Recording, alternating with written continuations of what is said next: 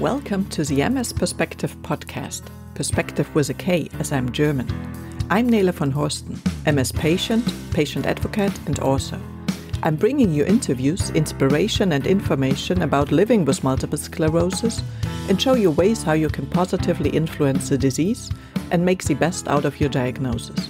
On ms-perspektive.com you will find the show notes, 11 free tips as a PDF and lots of other information. And now the show begins.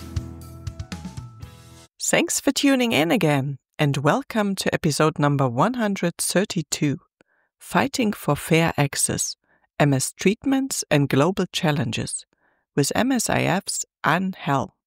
And now enjoy the interview. Hello Anne, it's such a pleasure to have you on the show. Thanks for being here. Hello Nele, and thank you so much for inviting me to come and talk to you about some of our work today. Yes, fantastic. And before we actually start with the interview, it would be lovely if you could introduce yourself to the audience so they know who is with me on the podcast today and explain maybe your role at the MS International Federation as well. Absolutely. So my name is Anne Helme and I am the Head of Research and Access at the MS International Federation, or MSIF for short. So MSIF is a global network of national patient organizations focusing on supporting people with MS across the world. We work together with our aim of improving the quality of life and the well-being of everybody with MS, and really striving to end MS forever. But specifically in my role, I work to support our member organizations to help them coordinate their activities around research, because we know that we can be more effective and help accelerate progress when we work together and we share our experiences about what works well in our different countries. And then I also oversee any of MSIF's activities relating to improving access to MS healthcare, particularly in relation to the evidence that is so essential if we are going to do effective advocacy and try and make change happen. And a really key part of this is an initiative called the Atlas of MS, which is an open source data set with data from all across the world about MS in all different countries. So the epidemiology of MS, how many people have MS, but also the access that people have to all different aspects of MS healthcare in those countries. Yes, fantastic. And I really like the Atlas of MS. I always go there and look up things and see how it is improving. So why is a global effort to improve access to MS healthcare more important than ever today? Well, a main reason for this is that the number of people with MS across the world continues to increase. And there's different reasons for this. I mean, the population is growing. The population overall is getting older. We are better able to diagnose people with MS. So we're finding out that more people have MS when there were previously, there were some countries who would tell us, well, there's nobody with MS in our country. And we know that's not true. And potentially there is an increased risk of MS in some places too. So this is, again, against the backdrop that health systems are struggling everywhere and are overwhelmed, whether in high income or lower resource settings. We know that people face long waits to get a diagnosis, or they may be misdiagnosed, or in some places cannot get a diagnosis at all. We know that people with MS may not be offered the best treatment for them. And in some cases, they may not have any treatment for multiple reasons. And I think we'll talk about that a bit later. And we hear that rehabilitation and symptomatic treatments can be especially hard to access, even though we know how essential they are for quality of life and well-being and enabling people with MS to still have their usual function and activities in society. And even though sort of research and innovation is continuing to make brilliant progress in the field of MS, thanks to all the dedication and commitment of scientists across the world, the impact of these discoveries is still not making it to everyone with MS in all different countries. Yeah, unfortunately, and at least I'm trying here to bring some of the knowledge to the patients, but then it's not so easy to access, as you just mentioned. So in which parts of the world is access to modern MS therapies currently most limited, Anne? Yeah, so I mean, it's interesting you ask about modern MS therapies because we know that actually in some parts of the world there is very little access even to what we may describe as the older or the original MS therapies. So we have some insight into this through the Atlas of MS, where we ask experts in as many different countries as we can about their access to different aspects of MS healthcare. So around 70% of countries reported to the Atlas of MS that they experience major barriers for people with MS being able to access disease-modifying therapies and across all different types of therapies. So this is a global problem. But unsurprisingly, we do see that there is a correlation with the income band of the country and the challenges they have in accessing DMTs. So middle and low income countries told us there were more barriers to accessing therapies. Mhm.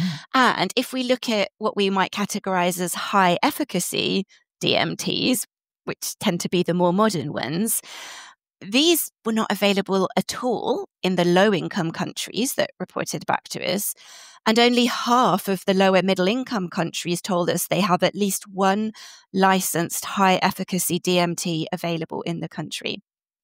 And we know that just because a therapy is available in a country, it doesn't mean that the treatment is affordable and that people actually have access to it. So yeah, this is a major problem globally. Yeah. You already mentioned quite some of it, but what are the main barriers to treatment access? Cost, availability, regulatory hurdles, or lack of information? All of them. So cost is a huge barrier, particularly the cost to the government or health system or hospitals that have to procure the medicines. A lot of MS DMTs are just very expensive. But personal cost to the individual is a really big issue too. So we learned that in over half of the countries that responded to the Atlas of MS survey, people with MS, even if they have health insurance, have to pay some or even all of the costs of their treatment.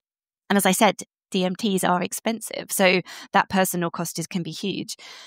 Availability is also an issue because some countries don't have access to some of the MS DMTs, either because the companies haven't applied for regulatory approval in that particular country, or they don't supply them to that particular country.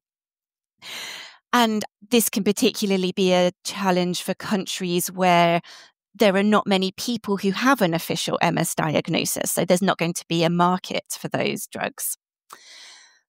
One thing we learned was that a lot of countries have problems with continuity of supply of DMTs.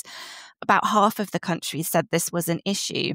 And this can be for different reasons, maybe interrupted supply chains, or because people need to continually reapply to show that they are eligible for treatment or eligible for reimbursement.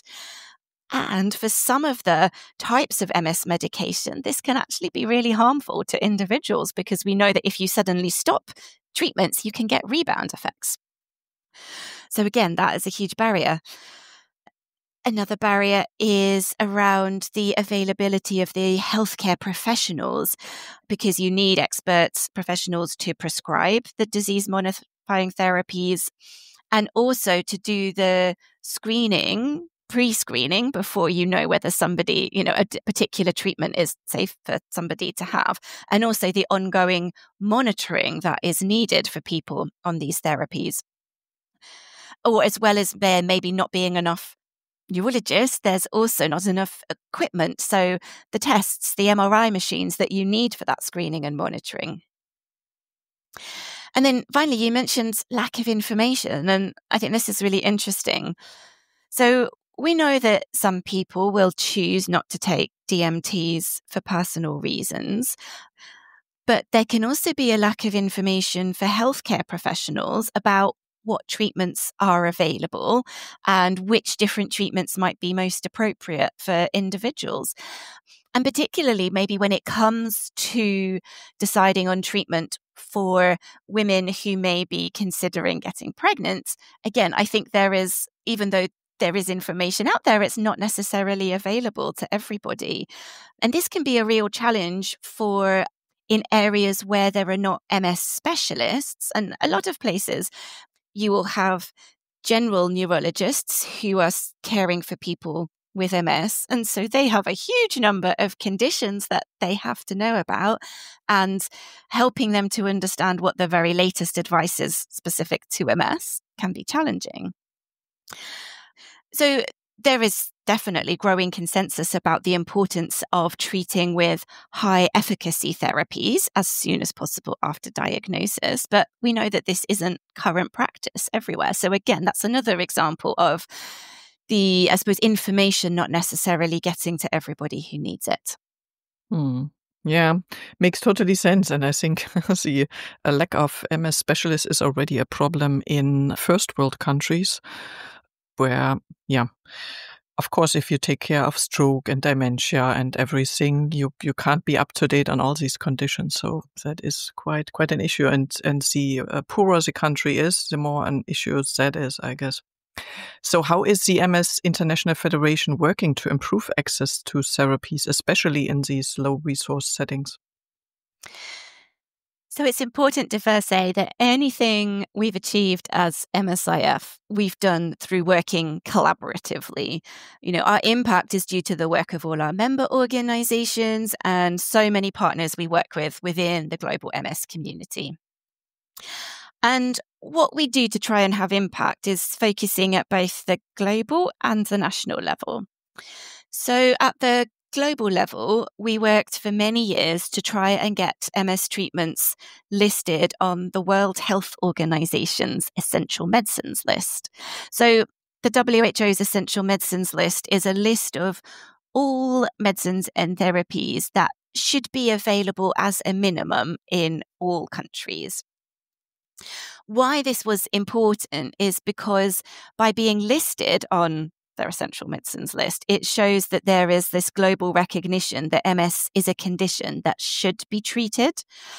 And it's a really powerful tool for advocacy at a national level. If you can say to your government, look, the World Health Organization says we should have treatments for MS, that can be very influential. And then at the national level, our MS organizations work really hard to improve access to treatment through all their advocacy work. And we have a lot of success stories.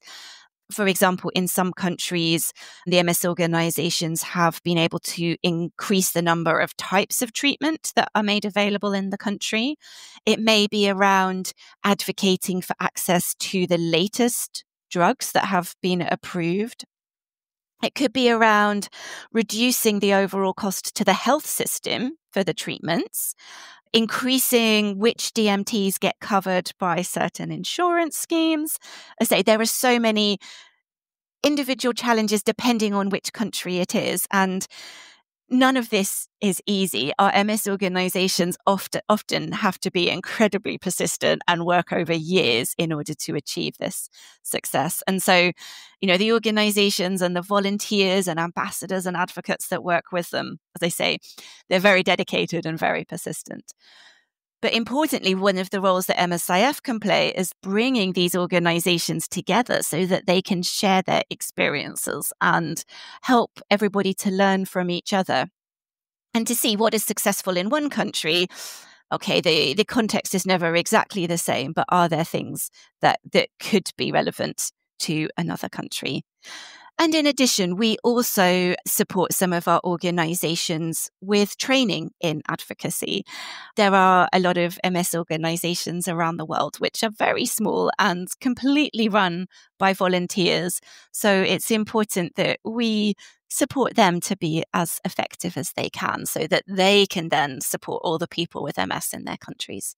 Fantastic. And a big applause here to all that has already been achieved. So that's really great. And really thank you to everybody out there. Of course, you are representing here, let's say, the crowd who is working on that. But that's really, really great what happened already. Even so, there are so many more things to be reached. Absolutely. So what options do MS patients have if they live in countries where certain medications or therapies are not yet available or are unaffordable? Right. So again, I'd first want to say that I am not a clinician and I can't give medical advice. And so it's always important. And when people with MS are thinking about taking medicines and their own healthcare, they do this in consultation with their healthcare practitioners. But when we're thinking about the context of low resource settings, we know that even though there's nearly, I think, 20 disease modifying therapies that are now licensed for MS, many countries do not have access to the full range of drugs. And as I mentioned, a few of them don't have any licensed DMTs at all. And as we said, even when some of them are available, they can be unaffordable. Like a single dose of treatment could cost more than a month's wages in some countries. And we hear that some people with MS will travel to other countries to get treatment because that's the only way it can be affordable for them. So as part of our work to try and get treatments listed on the WHO's essential medicines list, what we did was we worked in collaboration with some other expert organizations, and we reviewed all of the scientific evidence for MS treatments. So their efficacy, their safety profiles, all of that, everything that we've learned from clinical trials about the treatments. And then we considered those treatments in the context of what is affordable and sort of feasible and practical in a low resource setting. Because as I mentioned, some treatments require a lot of additional screening and monitoring. And so they are not as easy to use in some settings. So we now also have recommendations for essential medicines for MS, which goes wider than just the 3 that were listed on the WHO's list. And I hope that these recommendations could be useful for patient organizations in these lower resource settings, working together with healthcare professionals to influence what gets made available in a country, kind of at the health system level. But another consideration is around off-label medication. So off-label medicines are treatments which can be used for MS and do get used for MS, but they don't have a license. So they're not approved by regulators in the country specifically to treat MS. They've probably been approved for another condition. So it depends on the rules in different countries, but sometimes these off-label medications can actually be more affordable and they may be more available because they are already in the country being used to treat other conditions. So we do hear in some places that by using these off-label medications, more people are getting access to MS treatments. Great. So there are different options of people who what is available for access based on the settings. That's good. So what developments give you hope that access to MS treatments will improve globally in the coming years? Well, first that we were able to get MS treatments listed on the WHO essential medicines list. And because whilst this doesn't have instant impact, it's part of the overall toolkit that MS organizations to use to help advocate for better access. And it's early days, but we are seeing some success stories already. Some people in different countries who've told us that since MS treatments were listed on the essential medicines list, that they have used that to persuade governments to subsidize treatments, or that they are using it amongst their network of healthcare professionals to persuade them that certain treatments are actually appropriate for people with MS, for example. So I think that is already having some benefit for patients, and that's only going to increase in future. The other thing that I hope will improve access to MS treatment is that some of them may become more available because some of the current therapies will soon be coming off patent. And when that happens, then we can see generic and biosimilar forms of those drugs being produced. and hopefully at lower cost. So again, those will become more available in different countries. But especially the thing that really gives me hope is because in my job, I meet so many passionate, committed people like throughout the MSIF movement. And I see how hard they are working to bring about change. So it's the people that I get to meet that's what really gives me hope.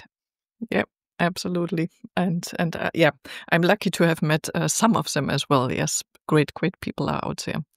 Okay, let's come to the quickfire Q&A session. And complete the sentence. For me, multiple sclerosis is a unique and complicated condition that we will only fully understand when we're open to learning from the lived experience of people affected by MS. Very good. What development would you like to see for the future of global MS research and care in the next 5 years? So, working in the global setting in MS, my hope is that over the next 5 years, we will see increasing equity. So I know in the next 5 years, we're not going to get rid of health inequity entirely. But I would really hope that in 5 years' time, we have more people with MS across the world having access to highly effective treatment, which enables them to live their lives with fuller participation and a better quality of life. And I hope that we will see more of all of these amazing innovations that are coming from MS researchers across the world, getting to people with MS, even in low and middle income countries. Great, yes. Would be lovely. Yeah, where can listeners find more information about the MSIF work? So you can read about everything we do on our website. And in particular, if you are interested in this topic of improving access to healthcare, look at the section on access and advocacy, and that will take you to all sorts of tools and resources and evidence and case studies from MS organizations that have been working really hard in this area. Also, sign up to our monthly newsletter so you hear all of the latest about all the activities that we are doing, and follow us on social media as well. Fantastic. And I will put the links for that all in the show notes and, of course, in the blog article. Anne, what message would you like to share with MS patients who may currently feel disadvantaged due to limited treatment options? I would like to say that we are listening and we understand that not being able to access treatment is an urgent issue. And across the MSIF movement, we've made it a priority to do everything we can to improve options for everyone with MS to get the treatment they want and need. Fantastic. Thank you very much for being here. And of course, good luck with everything so that progress is happening faster than expected. Normally, I guess it's not the case, but we can hope for that. And yeah, thank you very much. Hope to see you at one of the events in the future. Not this ACTRIMS, probably not the next one, but maybe once after that. Thank you for having me, Nela. Bye-bye. Bye-bye. I hope you enjoyed the interview, learned something new, and have an idea what to find on MSIF homepage or the Atlas of MS. By the way, next time there will be an ACTRIMS special and more to come, because ACTRIMS is the most important MS conference in the world, and there will be more than one episode on the topics presented there. So please rate the podcast wherever you are listening to it. Let anybody else who might be interested in it know that it is existing, and write me if you have comments, or of course send some comments on social media. And by that, please stay as positive and active as possible, and see you next time. Bye. Thank you for listening today. I hope you found it helpful. You may also be interested in the previously published episodes and posts, which you can find at ms-perspektive.com/podcast. Perspective with a K. You can also get a free PDF with 11 tips for your positive impact on MS at ms-perspektive.com/newsletter. If you'd like to get in touch, you can reach me at nele@ms-perspektive.com or on social media. See you next time.